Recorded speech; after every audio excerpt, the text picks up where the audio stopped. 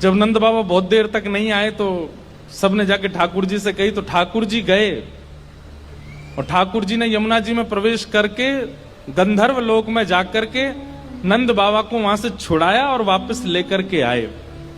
तो जैसे ही नंद बाबा वापस आए तो सब ब्रजवासियों ने घेर लिया। सब ब्रजवासी बोले, बाबा तुम कहां चले गए, रात में गए अब निकल के आए हो।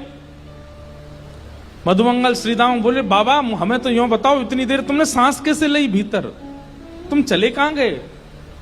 बाबा बोले, भैया दो देवता मुझे पकड़ के ले गए, मैंने देव काल में स्नान कर लियो।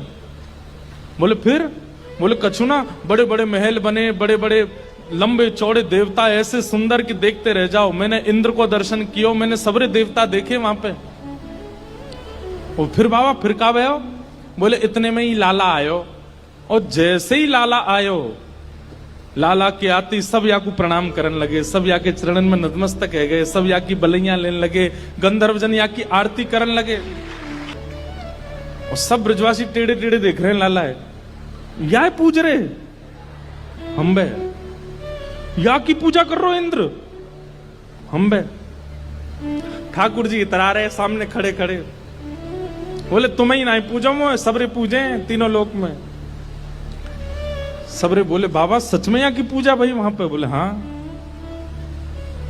अब तो ठाकुर जी का यश बढ़ गया। अब तो महाराज निमंत्रण आने लगे घर घर से, लाला हमारे घर भोजन करवे आ जाइयो, हमारे घर सोवे आ जाइयो, हमारे घर शरबत पीवे आ जाइयो, छाछ पीवे। अब ठाकुर जी तो मधुमंगल सीतामा से कह रहे हैं, आज की भाषा में कहें तो अपॉइंटमेंट लेते जाओ कहां कहां जाना है। ठाकुर जी का यश हो गया इतना वृंदावन में कि भैया या तो देवता भी जाने।